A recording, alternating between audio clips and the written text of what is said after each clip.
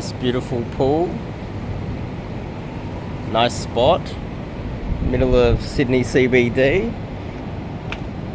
So, today's topic. Why you are still alone. Why are you still alone? The ageless question. Why hasn't your life changed? And why do you not seem to be doing anything about it? This is a great topic for today, I would say. I like this spot. Bar out the front. It's beautiful. Nice spot. And the answer, and the most simplistic way to put this, is that you're closed-minded. And I would say a lot of men, to survive, had to be closed-minded. They had to stick with the group, obey the rules, not venture too far out of the tribe, not be too artistic and too open to new experiences. Be taught something and just go through what you've been taught. Think about what most men do, right? They grow up, they're taught how to live life, and they stick with that for the rest of their lives. At work, here's an example. Let's just say at work there's going to be a guy who will just find out how every other man has done the job from the beginning of time, and he's going to learn point by point how to do it exactly like every other man. He's going to follow them, and he's going to become, you could say, a sheep, you could say a carbon copy, a clone of every other man that's done that job since that job has been a thing. And this is what a lot of men do. They get taught how to live their life and they stick to it. In almost a pathological way, they want to stick to the tried and true method from the beginning of, or as long as they've been alive. Now, when you think about that on a worldwide scale, historically from the beginning of time, how many of those men have got to the point where they're doing everything they've been told, they're following all the rules that they've been taught, they're doing everything that their father, grandfather, great-grandfather has done, and they're following it to the letter because that's what they've been taught is how success comes to them. Hard work, stick to the plan, eventually things will work out.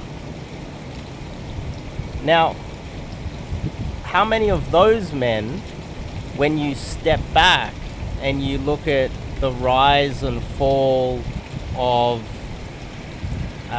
nations, because if you look at the history, so many nations have risen and collapsed throughout, just historically. We can talk about the Roman Empire. This is something that, if you Google it, is on the minds of most men in the West. Google it. It was a joke on TikTok not too long ago, where women were asking their boyfriends and husbands, "How often do you think about the Roman Empire?" There's a hive mind where we're kind of aware of what's going on in the world, and with that, if you look at it historically, how many men they found themselves, let's just say World War II, how many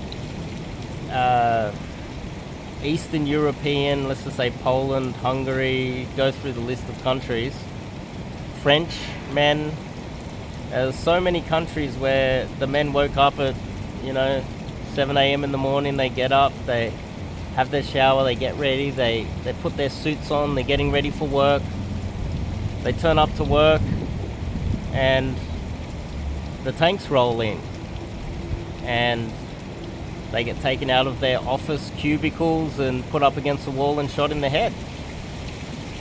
Now, there were a lot of signs that things were changing. They had ample warning that things were changing, and they didn't adjust. And during that time, the more open men survived. The ones that the backbone of the nations, the ones that just stuck to the rules, they suffered the consequences of that, and they weren't able to adjust. Because what has happened? Well, for years and many generations, things were fine. I'll just do what my father, my grandfather, my great-grandfather has done for the last 100 years, and we'll be okay. But it always comes to a head. And I'm sure if you're watching this, you're probably wondering what's happening in the world right now. It doesn't feel too right to me. I was in the gym, and there's a jacked guy. I would say this guy he's like Justin Bieber if he took steroids and could bench 200 kilos. He's a good-looking monster. He's the 1% of the 1% good-looking guys that shouldn't really have any trouble in Australia at all. And he was telling me that something doesn't feel right. He doesn't feel that the country's going to survive much longer. And he was giving me this talk, like, I was looking at him thinking, I said, if you're worried, what about the rest of us? This guy's a beast. He's got a lot of money. He's got a high-paying construction job, demolition. He runs around breaking things all day, and he feels like something's wrong, and he's buying crypto right now, and he's looking at options. Maybe I should get a passport. Maybe I should move away. Something like that. There's a lot of things going on. I'm sure in countries like Australia we're going to be fine, but the men who are open to new experiences, open to learning new things, are willing to crack out of just the same old grind, doing what they're supposed to be doing when it doesn't make sense anymore to be doing that, waking up and just looking around them and thinking, something's not right. If I keep doing the same thing I keep doing, I might end up turning up to work and being pulled out of my cubicle and put up against the wall and shot in the head. And it's a metaphor for what is happening also in the dating sphere in the West right now. If you were to marry the wrong girl and get divorced, and she takes all your money and your kids, there's a guy that went viral recently. His name's Ben Hart. You can check out his story. Ben Hart, H-A-R-T. That was heartbreaking to see. It's almost the same as being put up against the wall and shot in the head. What he had to go through, or he's still going through with his children and his divorce. He said that his wife took $5 million and then didn't tell the kids that he had any money, and told the kids that he abandoned them and he was a deadbeat dad when he was doing everything he could. Things have changed. So you have to be more careful with what type of girls you're getting, how you're meeting them, where you're meeting them. Vet the good girls. Find one that you can trust, and they still exist. The divorce rate is over 50%, but happy marriages are still around 30%. That means 3 in every 10 girls are good that you will meet. Are you open to new experiences and meeting new girls? Are you open to bringing more girls into your life so that you can run through 7 bad ones to find one of the 3 good ones? Or are you going to be stuck in your old ways and suffer the consequences? There's some thoughts. a bit more philosophical than I usually make. But anyway, I'll see you guys in the next video.